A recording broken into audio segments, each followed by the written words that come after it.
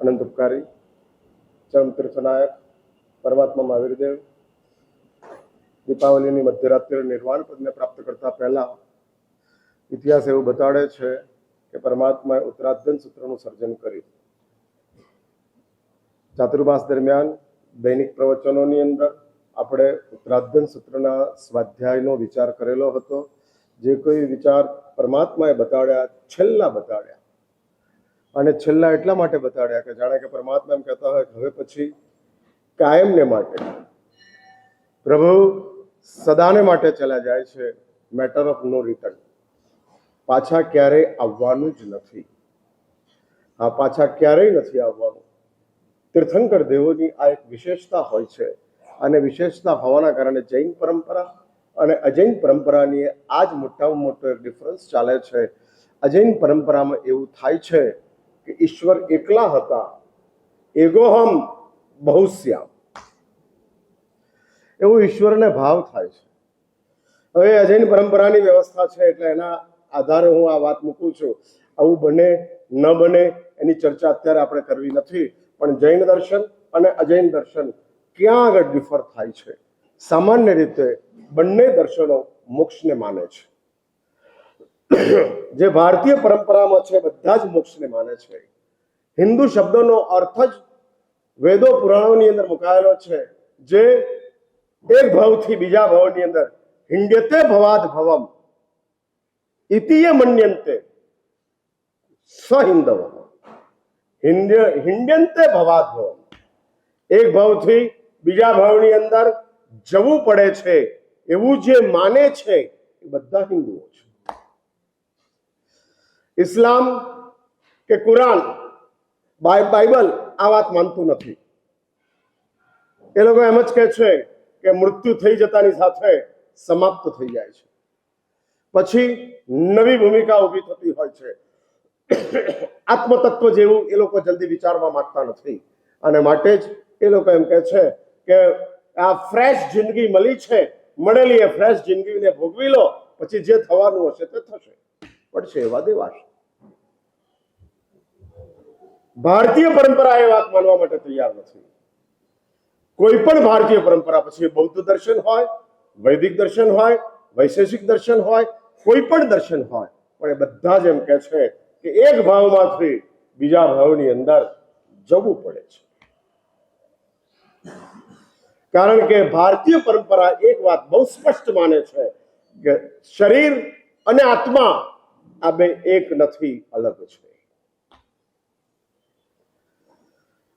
આપણી માત્ર આટલી માન્યતા છે, હકીકત નથી. આ અનુભૂતિ નથી.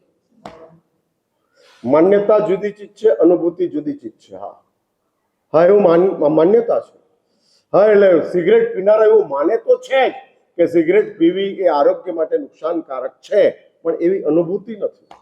એ જ રીતે શરીર અને આત્માને અલગ આપણે માનીએ તો છીએ જ, પણ એ રીતે આપણી જીવનશૈલી નથી.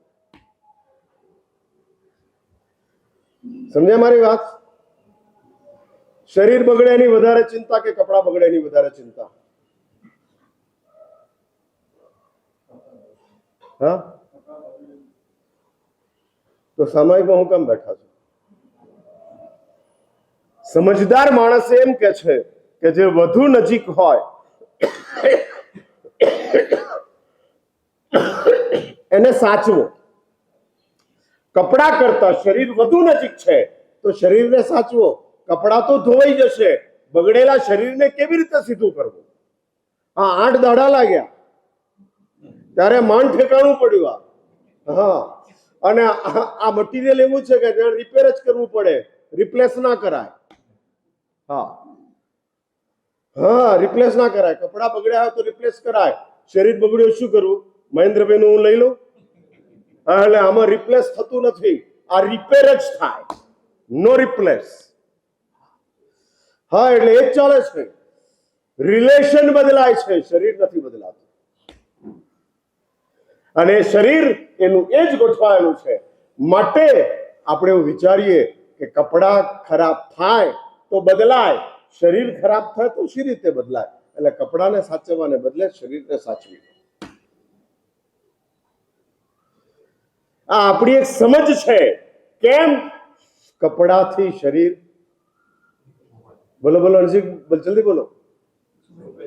શોભે છે નહીં, આ કે કપડાથી શરીર શોભે છે. હવે હાથ ચાલ્યું ને આખી રામાયણ હમણાં પછી મેં કીધું કે રામની સીતા કોણ થાય મહારાજ, ફરી કહો. એટલે આ ભલા આદમી આ ક્યાં આપો? એટલે હું બહુ મોટી તકલીફ છે. સાંભળનારા બદલાતા નથી અને હમણાવનારા સુધરતા નથી. આ બે ચાલે છે. હવે હમણાવનારા સુધરતા નથી અને તમે સાંભળનારા બદલાતા નથી. અને આપણા બંનેનો મિયા મહાદેવનો બોલો બોલો મેળ ચાલે છે. હા, જો સાંભળનારા સુધરી જાય, આ સાંભળનારા બદલાઈ જાય અથવા તો સંભળાવનારા બદલાઈ જાય, સુધરી જાય તો કામ પતી જાય એવું છે. પણ સંભળાવનારા બદલાઈ જાય, સુધરી જાય તો બોલવાનું જ બંધ કરી દેવાનું છે.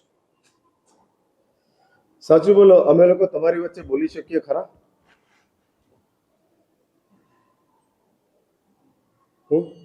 આ અમારો 1 કલાક વેસ્ટ કે ઇન્વેસ્ટ? મારી વાત કરું છું, તમારી નહીં.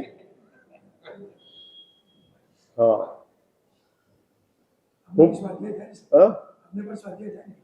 એટલે હું તો મારા સ્વાધ્યાય ની માંડે છે આ, તો હું ઉપર કરી શકું સ્વાધ્યાય. તો એમાં નીચે આવવાની જરૂર નથી, નમોજીવનમ જીવનમ બોલાવવાની જરૂર નથી, આ બધું ગોઠવવાની જરૂર નથી. એટલે સાચું બોલે, મારો 1 કલાક ઇન્વેસ્ટ કે વેસ્ટ? ઇન્વેસ્ટ એટલે સમજ્યા ને તમને? રિટર્ન મળતું હોય એ ઇન્વેસ્ટ છે, અને રિટર્ન મળતું જ ના હોય એને શું કહેવાય ભાવેશભાઈ? હા, વેસ્ટ જ કહેવાય. એટલે હું આ 1 કલાક જે તમારા માટે વાપરી રહ્યો છું, હા, અને એ આખા ચોમાસા દરમિયાન લગભગ 150-200 કલાક હું તમારા માટે વાપરીશ. એની સામે મને શું મળશે?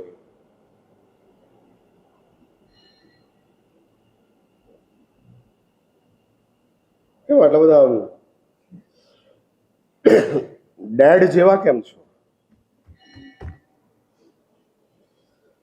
વ્યાખ્યાન બંધ કર્યા ત્યારે બેડ જેવા હતા, અત્યારે ડેડ જેવા લાગો છો. એટલે હું પૂછું છું, મારે એ વાત કરવી છે, શરીર કરતા કપડા દૂર છે, માટે શરીરને સાચવવાનું, કપડાને ન સાચવો તોય ચાલી જાય. શરીર તો આવશ્યક છે, કપડા ગમે તે ચાલી શકે તેમ છે. હા, ગમે તે ચાલી શકે તેમ છે. એ જ રીતે જેવો વ્યવહાર આપણે શરીર અને કપડાની મેટરની અંદર કરીએ છીએ, એવો વ્યવહાર આપણે શરીર અને આત્માની મેટરની અંદર નથી કરતા. હા, આપણે એવું વિચારતા નથી કે આત્મા એ પોતે જ હું છું. શરીર હું નથી, આત્મા હું પોતે જ છું. I my self. એટલે આત્મા નામનું કોઈ અલગ અસ્તિત્વ જ નથી. અસ્તિત્વ જ નથી. શરીર તો અલગ અસ્તિત્વ છે, પણ હું જે બોલી રહ્યો છું, હું જે જોઈ રહ્યો છું, હું જે સાંભળી રહ્યો છું, હું જે વિચારી રહ્યો છું, એ હું પોતે જ છું.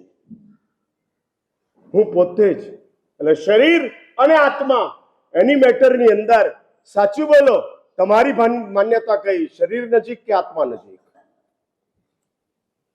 જે હોય બોલજો. હા, શરીર.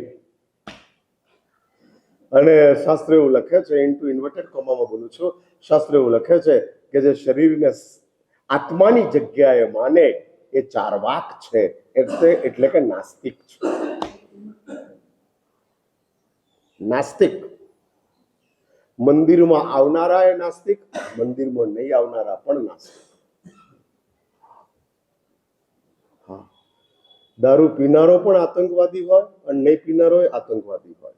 એવું જરૂરી નથી કે આતંકવાદી દારૂ પીતો જ હોય. હા, એવું જરૂરી નથી.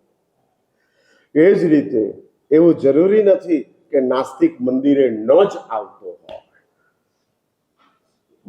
હા, એ મંદિરે આવતો હોય, એ ભગવાનમાં માનતો હોય, એ સાધ્વીઓની માનતો હોય, એ સેવા શુશ્રૂષામાં માનતો હોય, પણ એ હોય કોણ? નાસ્તિક. અને નાસ્તિક શબ્દ એટલે એકવાર સમજી રાખજો, આધ્યાત્મિક જગતની સૌથી મોટી આ ગાળ છે.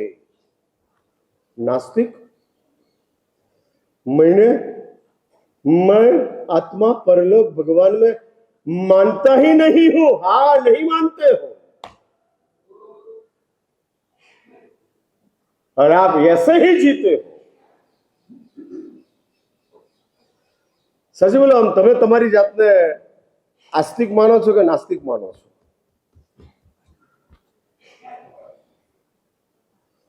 શું માનો છો? શું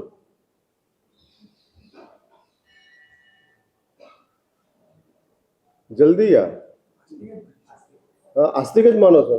તેની આઈડેન્ટિટી શું?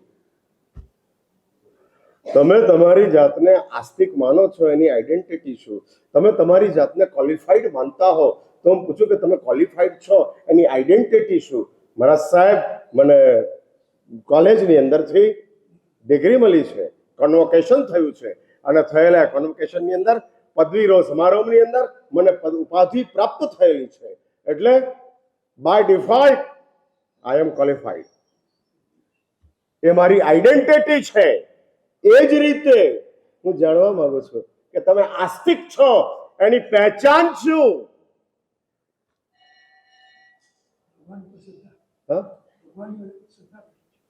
ભગવાન ઉપરની શ્રદ્ધા એ તો ભાઈ જુઓ, તમે સમજી રાખો, તમને તકલીફ હોય ને ત્યારે પોલીસ ઉપર એ શ્રદ્ધા બેસી જાય. પેલા એમ 300 રૂપિયાનું ચલણ કાપ્યું હોય અને તમે બે હાથ જોડો અને એમ કહો કે સાહેબ કંઈક કરો ને, જવા દે, 300 ચલણ ફાડ નાખે, તો તમને પોલીસ ભગવાન લાગે ને? બસ, ભગવાન આવા તમને લાગે. 300 રૂપિયા બચાવનારો પોલીસે ભગવાન લાગે, અને નરક બચાવનારો ભગવાને ભગવાન લાગે. એટલે એક મંદિરમાં બેઠેલો ભગવાન નરક બચાવે છે, અને રોડ ઉપર ઉભેલો ભગવાન 300 બચાવે છે. એટલે બંને કોણ? તમારી નજરમાં બંને કોણ? ભગવાન. અને આ રીતની પરમાત્માની માન્યતા એ આસ્તિકતા નથી. એટલે હું એ કહેવા માંગુ છું કે આ સંસારની અંદર જે આત્મતત્વ છે, કે જે આત્મતત્વને નજરમાં રાખી અને શાસ્ત્રોએ ઘણી બધી વાતો કરેલી છે, બહુ મોટી મુશ્કેલી છે. હા, બહુ મોટી મુશ્કેલી.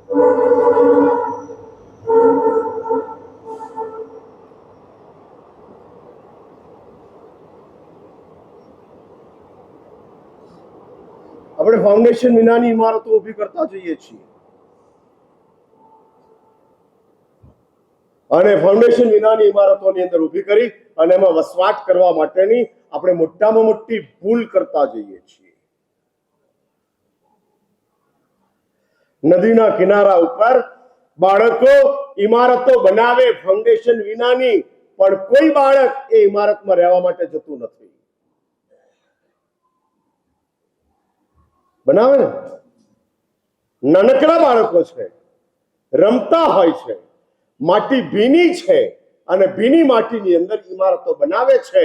સરસ મજાનું ઘર બનાવે, ઘરની અંદર બારીઓ બનાવે, બધું જ સરસ મજાનું ગોઠવે, પણ બાળક એમાં રહેવા જતું નથી, કારણ કે બાળકને ખબર છે કે આ ઇમારત ફાઉન્ડેશન વિનાની છે.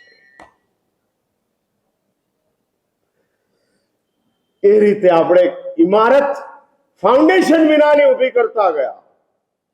ફાઉન્ડેશન એટલે સમજ્યા ને તમે? આપણો તપ, ત્યાગ, વ્રત, જપ, યાવત મુનિ જીવન, આ બધું ફાઉન્ડેશન છે.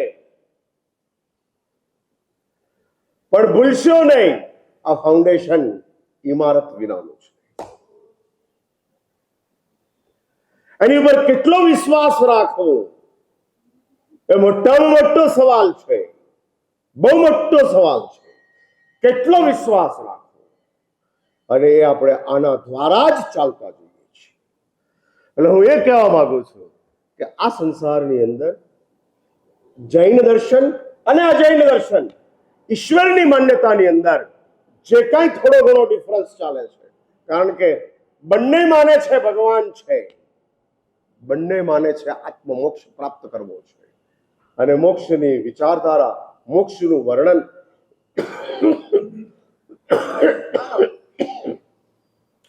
અજૈન પરંપરાની અંદર જે શાસ્ત્રોની અંદર બતાડે છે, જે આપણા દર્શનની અંદર બતાડ્યું છે, એવું જ લગભગ બતાડે છે. આ એવું જ લગભગ રામકૃષ્ણ પરમહંસને વિવેકાનંદ વારંવાર એક પ્રાર્થના કરતા હતા અને કહેતા હતા કે ગુરુદેવ आप समाधि में चले जाते हो. અને રામકૃષ્ણ પરમહંસની સમાધિ મહિનાઓ સુધી ચાલે. સમાધિ એટલે શરીર આખું લાકડું. આશ્ચર્ય થાય આપણને. એના જીવન ચરિત્રને વાંચીએ ત્યારે આશ્ચર્ય થાય કે શું માણસની હાઈટ છે. ભલે અજૈન રહ્યા, ભલે નવકાર મંત્ર નથી આવડતો, ભલે મહાવીરને વંદન નથી કર્યા, ભલે તે કાલીને ઉપાસક તરીકે માને છે, પણ અંદરની હાઈટ જબરજસ્ત હોય છે. અને જૈન ધર્મ અંદરની હાઈટ સાથે રિલેટેડ છે, બહારની રિયાલિટી સાથે નહીં, અંદરની હાઈટ સાથે. હા, બહારની એક રિયાલિટી છે, અંદરની એક હાઈટ છે, અને હાઈટની સાથે ગોઠવાયેલો જૈન ધર્મ કે કેટલા બધા એના વિષય કષાયો પાતળા પડી ગયા હોય. બહુ અઘરું કામ છે. કષાયોને ખરાબ માનનારો જૈન સંઘ હજુ વિષયોની બાબતની અંદર એટલો બધો સ્પષ્ટ નથી.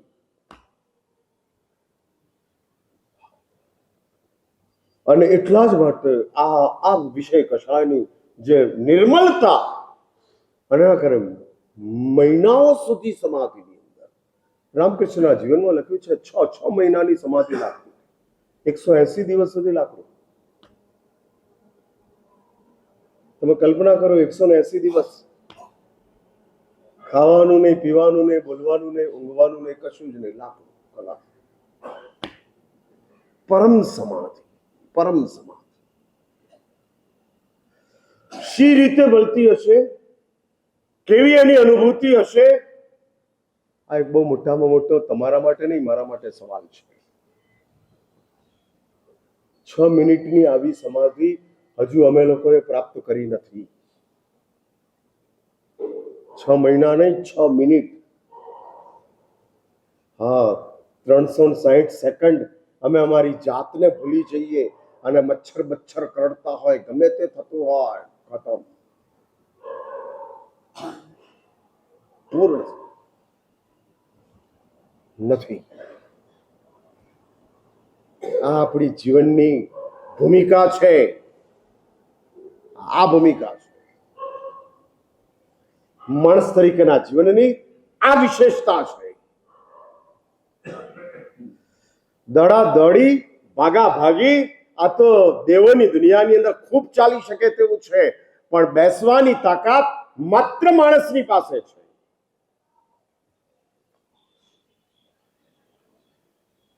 હા, બેસી શકે છે, પલાઠી મારીને બેસી શકે છે, 6 મહિના સુધી બેસી શકે છે, 12 વર્ષ સુધી બેસી શકે છે. આ માનવ દેહની સાથે આ ગોઠવાયેલી વ્યવસ્થા છે. અને રામકૃષ્ણ પરમહંસ ને વિવેકાનંદ, હું રામકૃષ્ણની વાત અત્યારે લેતો નથી, વળી ક્યારેક લઈશ, પણ વિવેકાનંદની વાત લીધી છે તો પૂરી કરીએ આપણે. અને એ વિવેકાનંદ કહે છે કે गुरुदेव एक कृपा करो, समाधि मिल जाए ऐसा करो. संन्यास मैंने इसलिए लिया है, मैंने कोई ये लोगों का हित के लिए संन्यास मैंने नहीं लिया है. मुझे मेरी अपनी आपकी विकास प्राप्त करना है. અને બહુ કાકલુથી, બહુ પ્રાર્થના. એમ એક દાડો રામકૃષ્ણને દયા આવે અને આવેલી એ દયાની અંદર બોલાવે છે, વિવેકાનંદ જરા.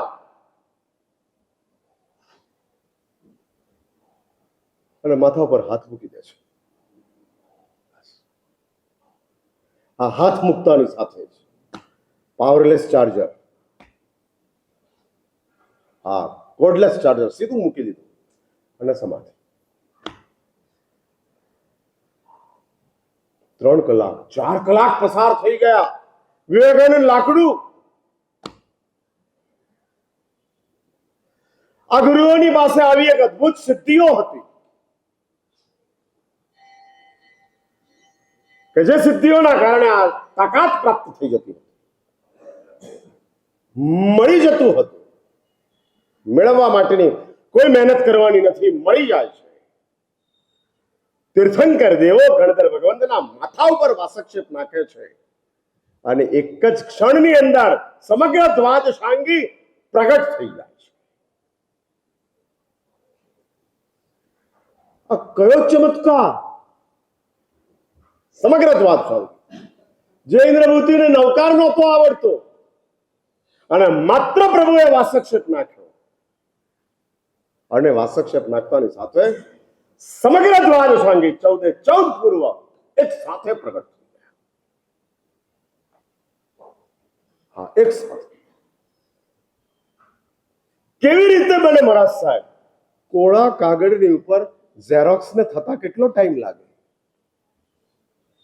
સેકન્ડ.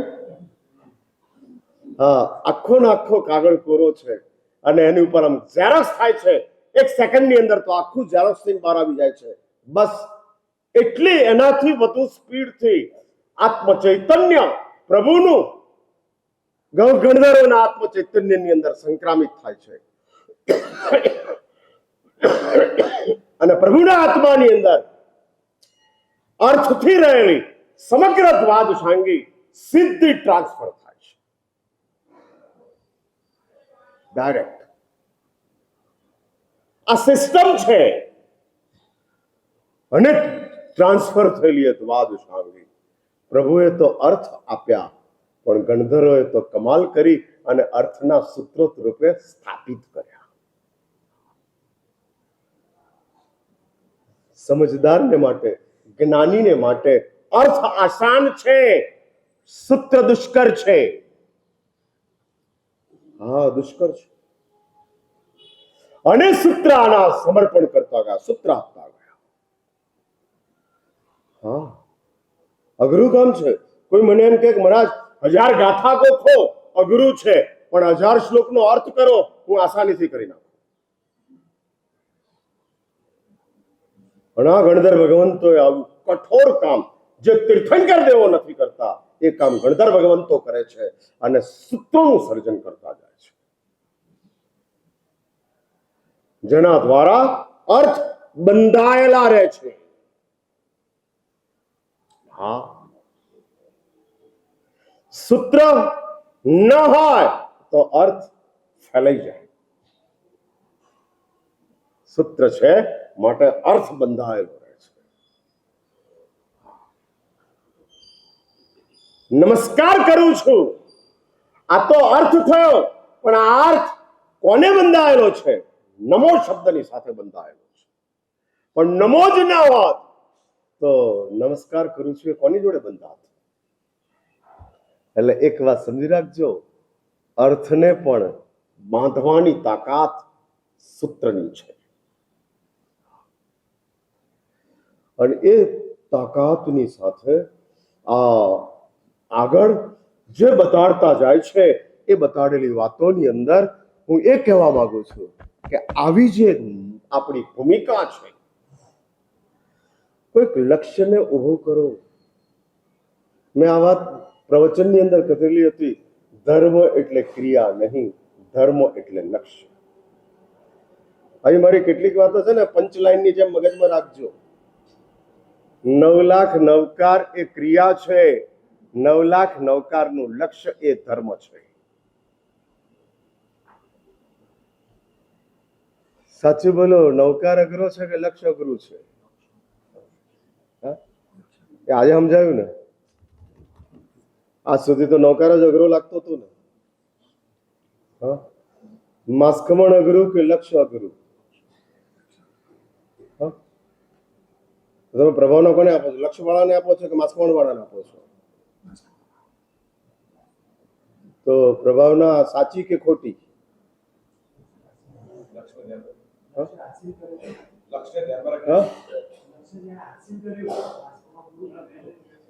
માસ્કમણ એ તો લક્ષ્ય નથી ભાઈ, એ તો ક્રિયા છે. લક્ષ્ય શું માસ્કમણ નું? વોટ શું છે? એટલે એક વાત સમજી રાખજો, ધર્મ મીન્સ લક્ષ્ય છે.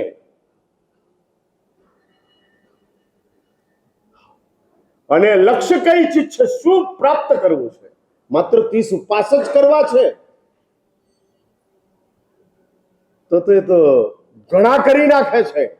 વિશ્વની અંદર હવે ઇન્ટરમીડિયેટર ફાસ્ટિંગ ચાલે છે. 36 કલાકના ઉપવાસ, 16 કલાકના ઉપવાસ, 24 કલાકના ઉપવાસ, અને આવા ઇન્ટરમીડિયેટર ફાસ્ટિંગ. અને એક હેલ્થ વાઇઝ પણ ઉપયોગી છે એવું માર્કેટિંગ ચાલુ થયું છે. હા, મહાવીરે ચિંત્યા રહે આવવું પડશે. શરીર જો માણસનું છે તો વાત મહાવીરની જ માનવી પડશે. ફરીથી આ વાક્ય રિપીટ કરું છું. શરીર જો માણસનું છે તો વાત મહાવીરની જ માનવી પડશે. તમે એમ કહો કે શરીરનું માણસનું શરીર છે પણ અમે માત સંસારની માનીએ, દુખી થઈ જશે. માનવ શરીરે મહાવીરને જ માનવા પડે તેમ છે. માનવ પરિવારે મહાવીરને જ સ્વીકારવા પડે તેમ છે. હા, મહાવીરને જ. જો પરિવાર માનવનો છે તો એની મર્યાદા પણ મહાવીરની જ હોય. કારણ કે માનવ ઉપર મહાવીરનું જેટલું ચિંતન છે એટલું વિશ્વનું કોઈનું નથી.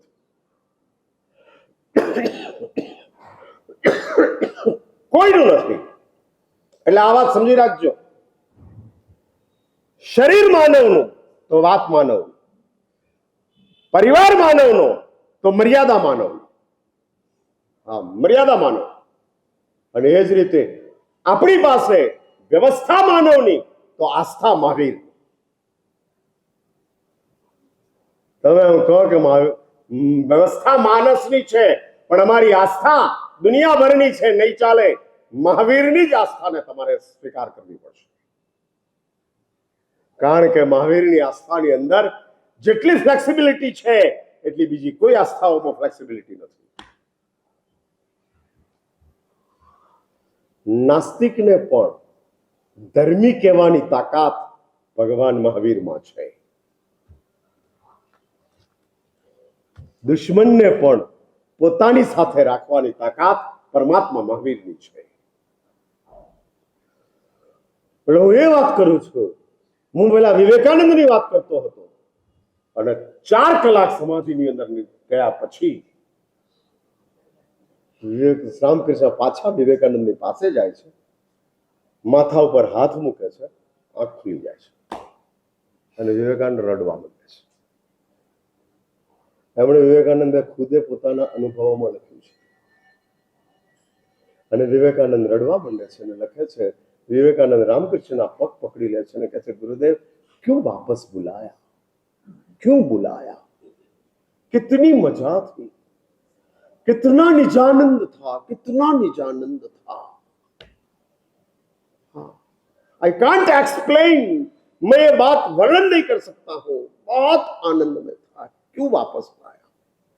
અને ત્યારે रामकृष्ण परमहंस કહે છે, दोस्त मैंने तुझे आत्म कल्याण के लिए संन्यास नहीं दिया है, तेरा कुछ भी लक्ष्य हो, मेरा लक्ष्य एक ही था, आत्म कल्याण नहीं, जगत कल्याण, वो मेरा लक्ष्य था, इसलिए मैंने तुझे संन्यास दिया है.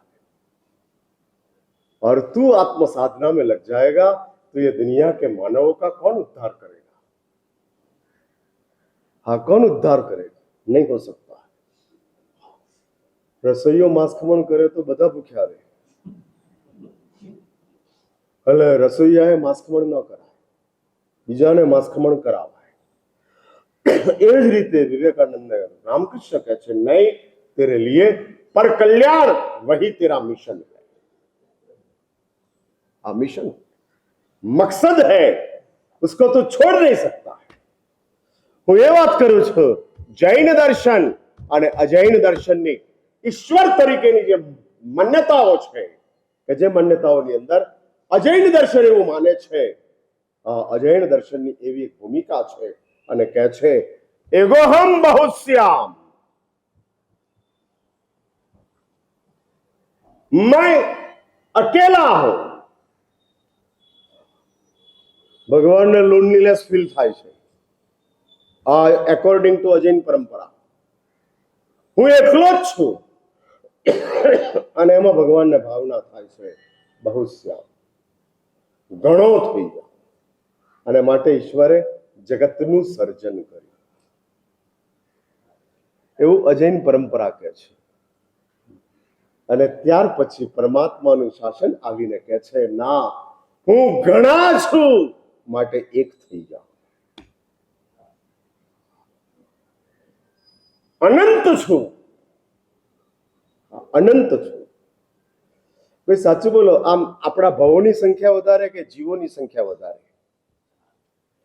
સંસારની અંદર જીવોની સંખ્યા અનંતી છે, અને એ જ રીતે આપણા ભવોની સંખ્યા કેટલી? હવે આપણે કમ્પેરિઝન કરીએ, બંને અનંત છે, તેમાં સંખ્યા જીવની વધારે કે આપણા ભવની વધારે?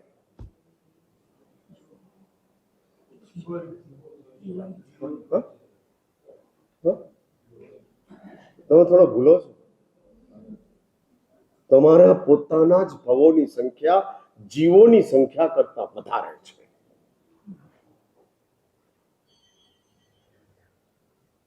સમજ્યા મારી વાત? શાસ્ત્ર એવું કહે છે કે જીવોની સંખ્યા આ સંસારની અંદર અનંત છે, આપણા ભવોની સંખ્યા આ સંસારની અંદર અનંત છે. પણ આ બે અનંતોની અંદર હું એવું માનું છું, મારા અલ્પ ક્ષમના આધારે હું એવું માનું છું કે આપણા ભવોની અનંતતાની સંખ્યા જીવોની રહેલી સંખ્યા કરતા મોટી છે. એટલા બધા ભાવ, એટલા બધા ભાવ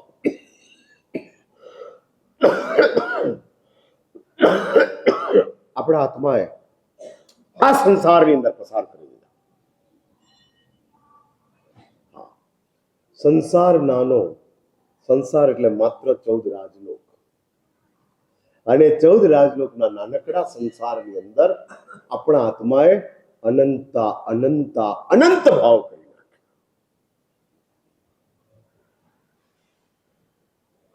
અનંતા અનંત ભાવ વિષ્ઠાના કરમ્યા તરીકે આપણે કેટલી વાર થયા.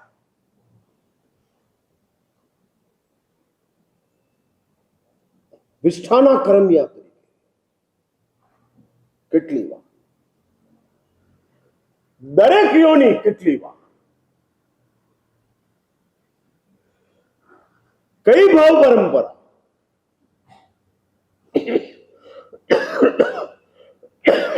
અને આ અનંત ભાવોની જે ચાલતી આપણી પરંપરાઓ છે, એ પરંપરાઓને અનુભવતા અનુભવતા આપણે એકલા જ નહીં, તીર્થંકર દેવો પણ આ જ સ્થિતિની અંદરથી પસાર થયા. આ જ સ્થિતિ, શરૂઆત જડતી નથી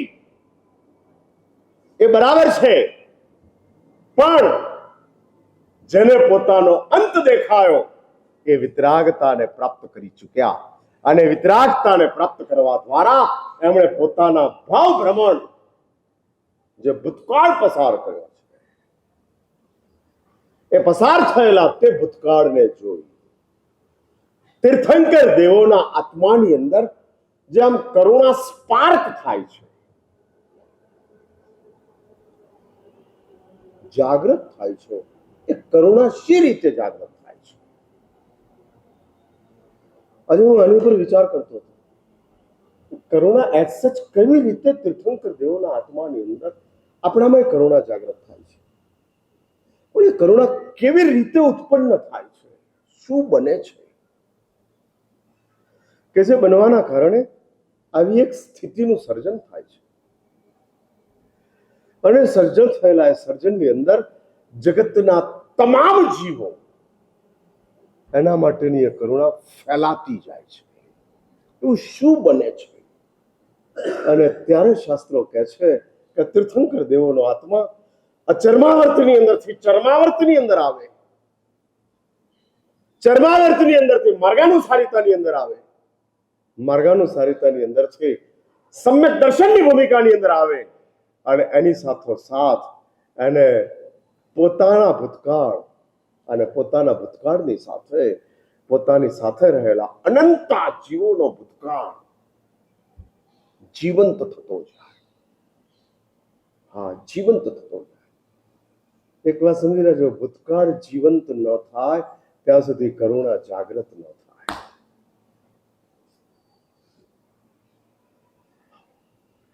ભલે કરુણા ભૂતકાળ જોતી નથી, પણ કરુણાને જીવંત થવા માટે ભૂતકાળ જરૂરી હોય છે. હા, ભૂતકાળ. આ ટેબલનો કોઈ ભૂતકાળ છે જ.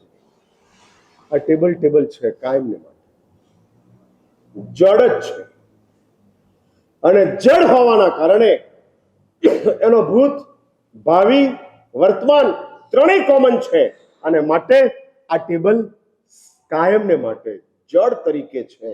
એટલે એનું કોઈ ચીજ જ નથી, તો એને માટે કોઈ સંવેદના ઉત્પન્ન થતી નથી. પણ જે ભૂતકાળ છે છવાયેલું, અને આ છવાયેલા ભૂતકાળને જોઈ અને કરુણા જીવંત થતી જાય છે. અને તીર્થંકર દેવો પોતાની જે જબરજસ્ત કરુણા, કે જે કરુણાના પુણ્ય પ્રભાવના કારણે આપણને દેશના પ્રાપ્ત થઈ. બીજી એક વાત સમજી રાખજો, દેશના નિષ્ફળ જાય છે, કરુણા ક્યારેય નિષ્ફળ જતી નથી.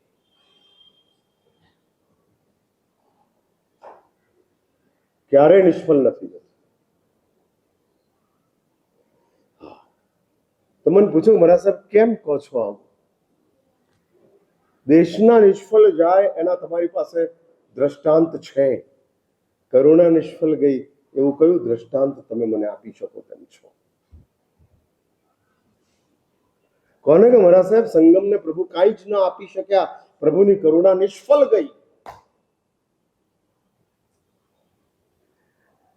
ના,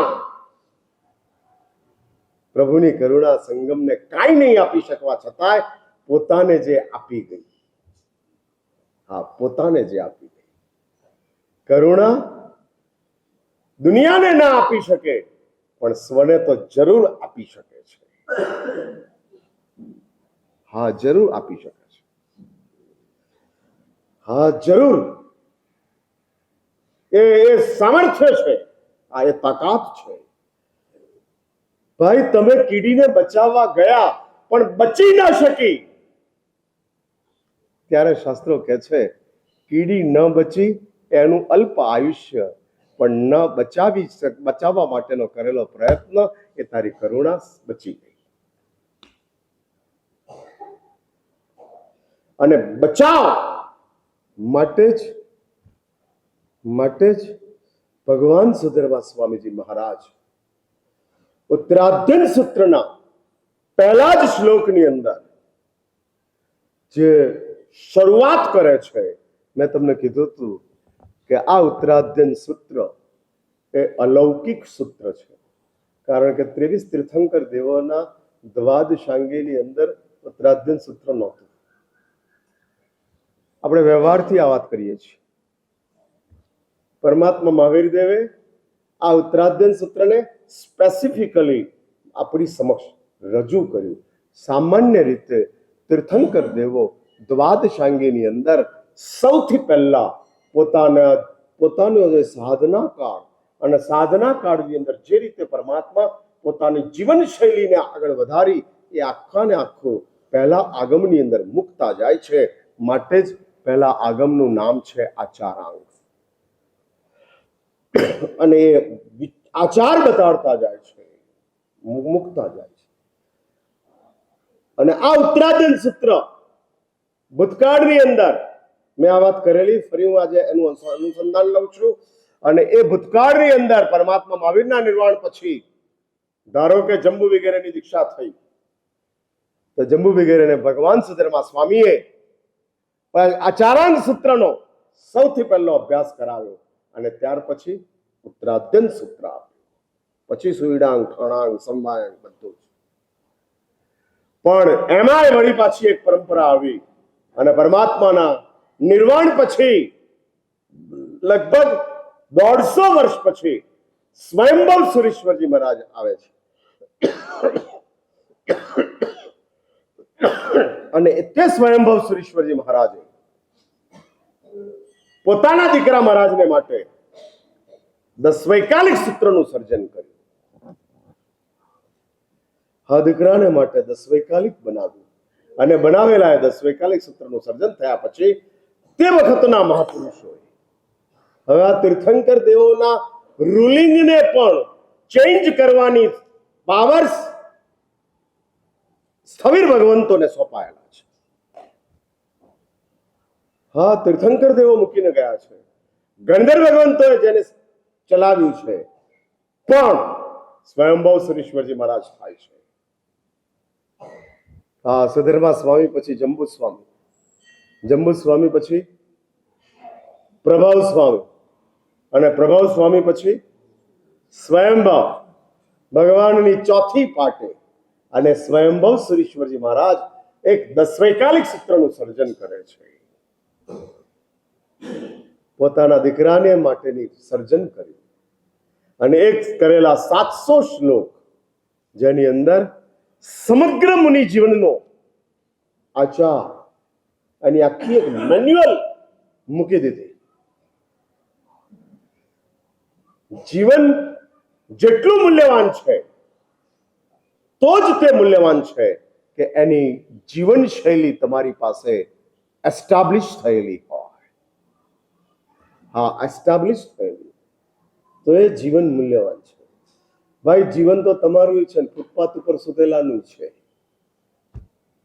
ફૂટપાથ ઉપર સુતેલાના જીવનને કોઈ જીવન તરીકે જોતું નથી, માત્ર એના માટે દયા આવે છે. તમારા જીવનને જોઈ અને લોકોને કંઈક ને કંઈક મેસેજ પ્રાપ્ત થાય છે, કારણ કે તમારી પાસે જીવનની સાથે ગોઠવાયેલી શૈલી છે. શૈલી મીન્સ જીવનની એક વ્યવસ્થા અપાયેલી છે. વ્યવસ્થા, વ્યવસ્થા એટલે સમજો છો ને તમે? હા, વ્યવસ્થા મીન્સ તમે સમજો ને? હું પૂછું છું, એકાસન કરવા બેઠો હોય તો પાટલો હાલવો ન જોઈએ, બરાબર ને? એટલે પાટલો ડગડગતો ફેડ્યો નહીં, એ અતિચાર કહેવાય. અને પોતે ડગડગે તો